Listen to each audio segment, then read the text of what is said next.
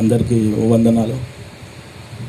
మీరందరూ ఇంతసేపు నా కోసం వెయిట్ చేసి కూర్చొని దేవుని మాటలు 4 కలిసి మాట్లాడుకొని బోర్డు విషయమై, మా విషయమై, మా సహోదరుల విషయమై ఇక్కడ కూర్చొని ఈ డిస్కషన్లు ఉన్నందుకు అందరికీ వందనాలు.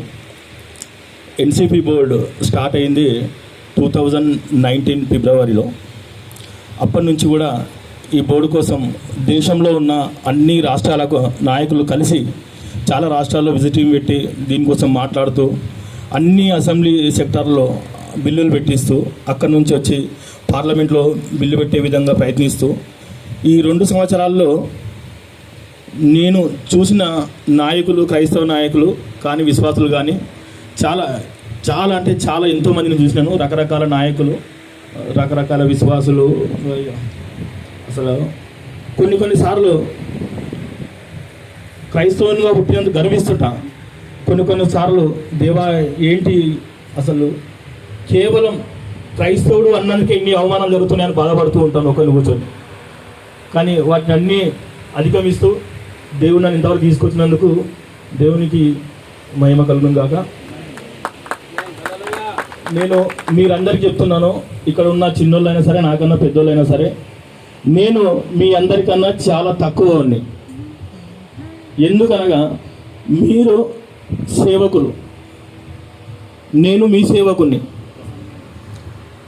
సేవకుల కన్నా పెద్ద లీడర్స్ పెద్ద ఏం కాదు అన్న. ఇందాక ఎప్పుడు ఆ వీడియోలు చూసి అది చేసి దానికన్నా ముఖ్యం ఆ పిఎం కన్నా, సీఎం కన్నా, జాతీయ స్థాయి, రాష్ట్ర స్థాయి నాయకుల కన్నా నాకు ఈ నేషనల్ క్రిస్టియన్ బోర్డుకి సేవకులే ముఖ్యం. ఇతనికి సేవకులు చేస్తున్న పనులు ఈ ప్రపంచంలో ఏ ప్రధానమంత్రి కానీ, రాష్ట్రపతి కానీ చెయ్యబోడు కూడా. సేవకులు చేస్తున్న పనులు వాళ్ళ ఫ్యామిలీని వదిలేసుకొని వాళ్ళ చిన్న అన్నల, శ్రీపన్నల చిన్న గూడాల్లోకి వెళ్ళిపోయి నడుచుకుంటూ వెళ్ళి, తమ్ముళ్ళ చిన్న గూడాల్లో, ట్రైబల్ ఏరియాల్లో బస్ ఛార్జ్ లేకున్నా ఒకరోజు ఉపవాసం ఉండైనా సరే సేవ చేయాలన్న ఆవేదనతో అక్కడ వెళ్ళిన గూడాల్లో వెళ్ళి అక్కడ ఉన్న కొంతమంది మతోన్మాదులు వాళ్ళపైన మత మార్పిడి చేస్తారని దాడులు చేసిన, అవమానించిన, అన్నిటికీ ఓర్చుకొని దేవుని కోసమై, దేవుని విషయమై, దేవుని ప్రేమను పంచడానికి ప్రతి ఒక్క సేవకుడు పడ్డ కష్టాన్ని ఎవ్వరూ మర్చిపోవద్దు, మరవద్దు కూడా. దయచేసి క్షమించాలి, గొంతు బాగా నొప్పి ఉంది, మాట్లాడలేకపోతున్నాను, అయినా మాట్లాడుతున్నాను. అయితే ఇక్కడ మన ఆంధ్రప్రదేశ్, తెలంగాణలో ఉన్న సేవకులను,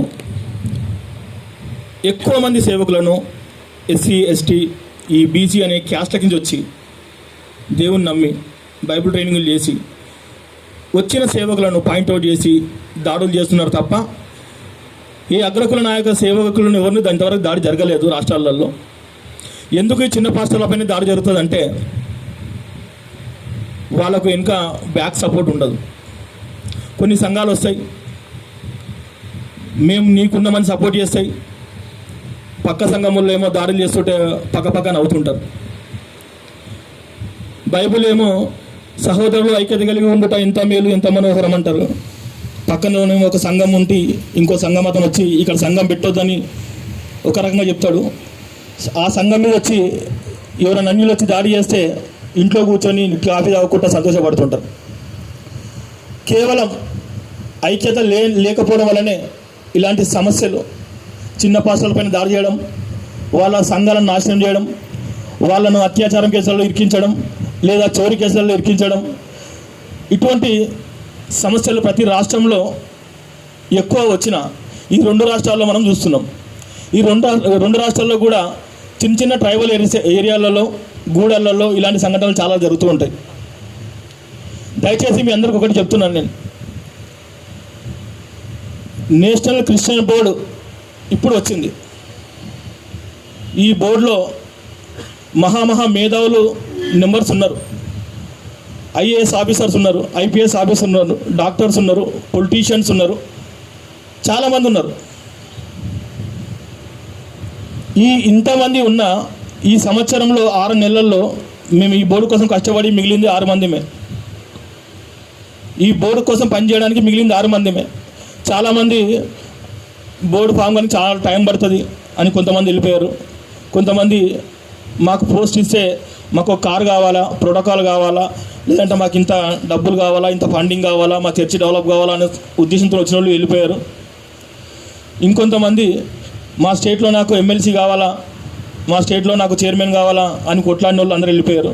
ఒక 6 మందిమి, అందులో నుంచి కేరళ, తెలంగాణ, ఆంధ్రప్రదేశ్ ఇట్లా ఒక 6 మంది, 6 స్టేట్ల నుంచి 6 మంది మిగిలారు.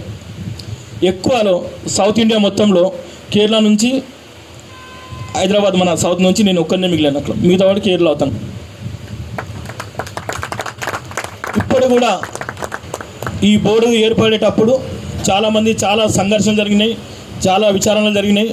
అంటే దీనికోసం అసలు బోర్డు ఎందుకు పెట్టాలి, అసలు క్రైస్తవులకు బోర్డు ఏం అవసరం,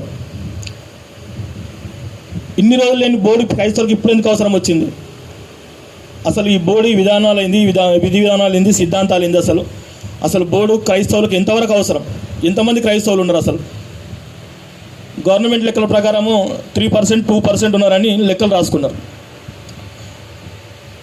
ఎస్సీ ఎస్టీ నుంచి వివిధ కులాల నుంచి వచ్చిన క్రైస్తవులందరూ కలుపుకుంటే దేశం మొత్తంలో 45% క్రైస్తవులు ఉన్నారు. ఇక్కడ వచ్చిన మెయిన్ సమస్య ఏంటంటే బ్రాహ్మణ క్రైస్తవ సంఘాలు, రెడ్డి క్రైస్తవ సంఘాలు, మాల క్రైస్తవ సంఘం అని ఇట్లా అన్ని రకరకాల క్రైస్తవ సంఘాలు అన్నీ వెలిసినాయి ఆంధ్రప్రదేశ్, తెలంగాణలో.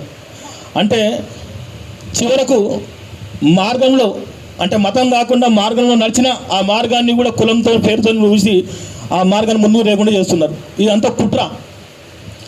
ఎక్కడ క్రైస్తవులందరూ ఐక్యత 45% చూపించవలసి వస్తుందని ఈ క్రైస్తవులు అంటే రెడ్డి, బ్రాహ్మణ అని పేరు పెట్టుకొని ముందల హైదరాబాద్ రామ్నగర్లో ఒకటి ఉంది, బ్రాహ్మణ క్రైస్తవ సంఘం అని కొత్తగా ఏర్పడింది. నన్ను 2-3 పాస్టర్ గారు వచ్చారు, ఏఐసీసీ నుంచి కూడా 2-3 వచ్చి కలిసిండ్రు ఢిల్లీలో. అన్న బ్రాహ్మణ సంఘం క్రైస్తవం ఏంది అన్న, ఒకసారి పోయి మాట్లాడదామంటే నేను చెప్పిన, అరే పిచ్చోడా, బ్రాహ్మణ క్రైస్తవ సంఘం అని పెట్టుకున్నందుకు మన క్రైస్తవులందరూ గెలిచినట్టే. బ్రాహ్మణులు పెట్టుకొని మన పేరు పెట్టుకుని నడుస్తుంటే మనము సంఘాలను నాశనం చేయొద్దు. సంఘ కాపరుల దాన్ని ఏమంటారు, జోలికి అంటారు, మాకైతే జోలి అని తెలుసు. సంఘ కాపర్ల జోలి కానీ సంఘ కాపర్ల నీడని కూడా ఎవరు టచ్ చేయొద్దు అన్నది నా కాన్సెప్ట్. సంఘ కాపర్లు అంటారు, ఒక సంఘం అనేది ఒక రాష్ట్రంలాగా, ఒక దేశంలాగా. ఒక సంఘంలో 100 మంది విశ్వాసులు ఉండని, ఒక సంఘంలో 20 మంది విశ్వాసులు ఉండని, ఒక సంఘంలో 5 మంది విశ్వాసులు ఉండని, ఆ సంఘ కాపరిని గౌరవించాల్సిన బాధ్యత ప్రతి ఒక్కరి పైన ఉంటుంది. కొంతమంది నేను చూస్తున్నా, గమనిస్తున్నా, బయట సేవకులు వస్తుంటే దగ్గర దాకా వచ్చి కూర్చున్న తర్వాత కూడా కొంచెం గౌరవించకుండా ఉంటారు. కొంతమంది అయ్యా ఇక్కడ రండి, అక్కడ రండి, అదే గొర్రెలను బర్రెలు అంటారు కదా. అసలు విశ్వాసులు కానీ, ఆర్గనైజర్లు కానీ, ముఖ్యంగా సేవకులను గౌరవించకుంటే ఇగో ఇలాగే ఉంటాం. ఇప్పటి వరకు తమ్ముడు ఒక పూట ఉన్నా లేకున్నా సేవ చేస్తున్నారని అన్న చెప్పాడు. అన్న, మన దేవుడు గొప్పోడు. మన దేవుడు మనల్ని, మామూలు మనుషుల్నే ఉపవాసం ఉండకుండా